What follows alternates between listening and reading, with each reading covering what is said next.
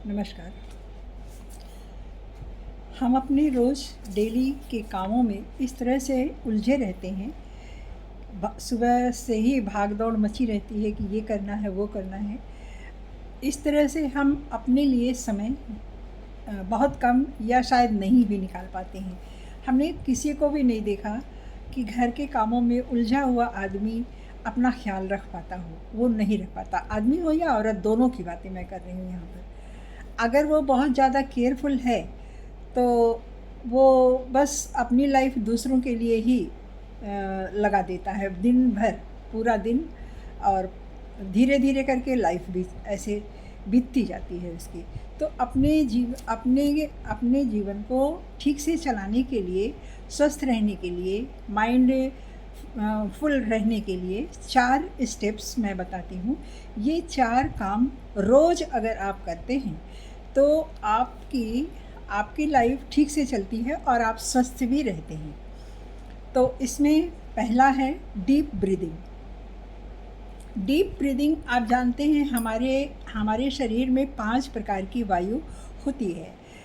प्राण, व्यान, उदान, अपान, समान। तो इसमें ये पांचों वायु जो होती है, ये इन्हीं पांचों को पूरी बॉडी गवर्न करती है। इन्हीं वायु तत्व से पूरी बॉडी गवर्न होती है। हमारी बॉडी चलती है, सोचती है, खाना पीना, ये सब कुछ वायु तत्व से ही ये होता है। तो डीप ब्रीदिंग से जब हम डीप ब्रीदिंग लेते हैं, हाँ, आप रूट चक्र तक जब जाती है। रूट चक्र क्या है? नाभि के नीचे का चक्र जो होता है उसे रूट चक्र कहते हैं। तो जब हम डीप ब्रीदिंग लेते हैं, पूरा नाभि के नीचे तक जाती है, भरते हैं जब हम, और छोड़ते भी उसी तरह से है कि पूरा सब छोड़ते हैं, एकदम नाभि के नीचे तक खाली हो जाए पूरी शरीर, पूरा पूरा पूरा, मतलब जो कुछ भी अंदर है सब निकल जाए। इसे कहते हैं डीप ब्रीदिंग। डीप ब्रीदिंग लेने से हमारी अपान वायु जो होती है वो शुद्ध होती है और मस्तिष्क से सीधा जुड़ती है। वो हमारा स्ट्रेस ख़त्म होता है, दिमाग तेज रहता है, आलस्य नहीं आता हमको, स्फूर्ति बनी रहती है, याददाश्त भी तेज होती है अगर हमारी अपान वायु शुद्ध होती है। तो डीप ब्रीदिंग करना बहुत ज़रूरी है। करीब 5 या 10 मिनट रोज़ करें, प्रातः करें तो ये सबसे अच्छा। दूसरा है माइंडफुलनेस। हमेशा माइंडफुलनेस का मतलब ये होता है कि हम जो भी काम कर रहे हैं उसे पूरे मनोयोग से उसी काम को करें। दुनिया भर के जो दिमाग में भरे रहते हैं, करते कुछ हैं, सोचते कुछ हैं, देखते कुछ हैं, कई कई काम एक एक साथ होते रहते हैं। ये इससे जो है हमारा कोई काम ठीक से नहीं हो पाता, ना हम ठीक से सोच पाते हैं, ना अच्छा निर्णय ले पाते हैं, और दिमाग तो उलझन में रहता ही है कि क्या सही है क्या गलत है, ये भी इसका निर्णय हम नहीं कर पाते। तो हमेशा उसी काम पर फोकस रखें जो काम उस समय आप कर रहे हों। कभी कभी ऐसा भी होता है कि हम भूल जाते हैं कि हम इस काम को किए या नहीं किए। और कभी ऐसा भी होता है कि किसी काम को हम कर लिए और लगता है कि अरे कब किया इसको, कब हुआ ये, कब याद आया, कब मैंने कहाँ रखा, ये सब होता रहता है। तो इससे अगर आप माइंडफुलनेस रहेंगे, दिमाग में एक समय में एक ही काम रहेगा, तो आपका दिमाग भी तेज होगा, याददाश्त भी तेज होगी, और आप भूलने की स्थिति से बचे रहेंगे। ये थोड़े दिन के अभ्यास से ये सब होता है। तीसरा है ग्रेटिट्यूड, जिसे मैंने बार बार कहा है कि ग्रेटिट्यूड बहुत पावरफुल चीज़ है। ग्रेटिट्यूड करने से हम भगवान के प्रति जब आभार प्रकट करते हैं ना, तो ये पूरा यूनिवर्स में वाइब्रेट होकर जाता है। और यूनिवर्स की 99% शक्तियाँ ऐसी होती हैं जो हमारे फेवर में रहती हैं, हमेशा फेवर में रहती हैं। तो जब हम ग्रेटिट्यूड करते हैं तो वही चीज़ हमें वापस मिलती है, वही चीज़ हमें फिर से मिलती है जो हम जिस चीज़ के लिए हम धन्यवाद देते हैं। मान लीजिए मैंने एक गिलास पानी पिया तो भी हमें धन्यवाद देना चाहिए। हमारे पास कुछ अच्छा आया तो भी भगवान को धन्यवाद देना चाहिए। किसी को खुशी हुई तो भी हमें धन्यवाद देना चाहिए कि अच्छा ठीक है, आप खुश रहिए, आपको ये चीज़ मिला, इससे मुझे बहुत खुश है, थैंक यू गॉड। इस तरह से ऐसा करने से जब आप किसी की खुशी में खुश होते हैं तो ईश्वर सोचता है कि चलो इसको भी यही देते हैं।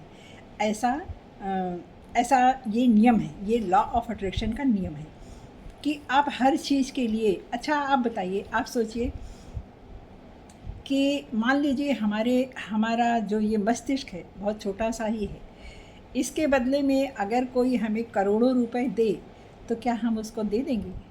नहीं देंगे ना। तो इस तरह से समझ लीजिए कि हमारे पास जो कुछ भी है उसमें आप 1 करोड़ और जोड़ दीजिए और भगवान को धन्यवाद दीजिए। इस तरह अपने शरीर के सभी अंगों के लिए, अगर आपको कुछ नहीं समझ में आता कि किस चीज़ के लिए ग्रेटिट्यूड करना है, तो आप यही सोचिए कि हमारे एक एक अंग की कितनी कीमत है, उसकी कीमत लगाइए और उसके बाद ग्रेटिट्यूड करिए। और देखिए, सुबह जब हम प्रातः सवेरे जब हम उठते हैं, सूर्य भगवान की लाली कितनी सुंदर लगती है, कितनी सुंदर लगती है, शीतल हवा चलती रहती और हमें विटामिन डी फ्री में मिलता है। हमने कभी नहीं कहा कि थैंक यू भगवान, आपने मुझे विटामिन डी दिया, कभी नहीं कहा।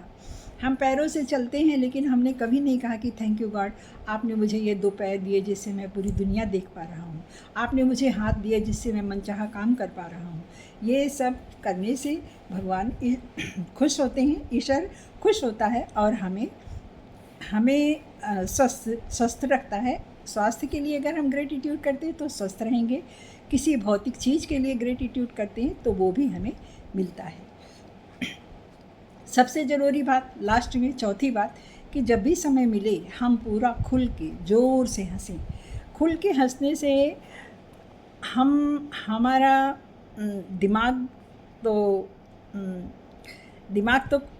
खुलता ही है, हमारा कॉन्फिडेंस भी बढ़ता है, हमारा कॉन्फिडेंस बहुत बढ़ता है इससे।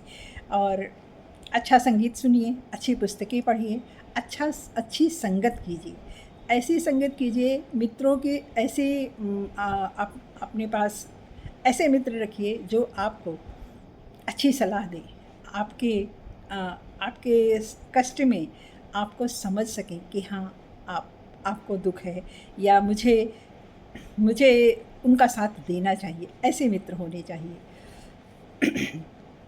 और उन लोगों से हमेशा दूर रहिए जो निंदा में रस लेते हैं, हमेशा छिद्र देखते हैं, छिद्रान्वेषी जिसको कहते हैं, छिद्र देखते हैं, अपमान के एक मौका भी नहीं छोड़ते हैं, ज़रा सा मौका मिला कि शुरू हो जाते हैं। तो ऐसे लोगों से हमेशा दूर रहिए, लेकिन उनको माफ़ करने का तरीका ये होता है कि आप उनको दिमाग से निकाल दीजिए, अपने दिमाग में ही मत लाइए। हालांकि ये बहुत मुश्किल होता है, लेकिन ये करने से हमारा दिमाग सही रहता है, ये करना चाहिए।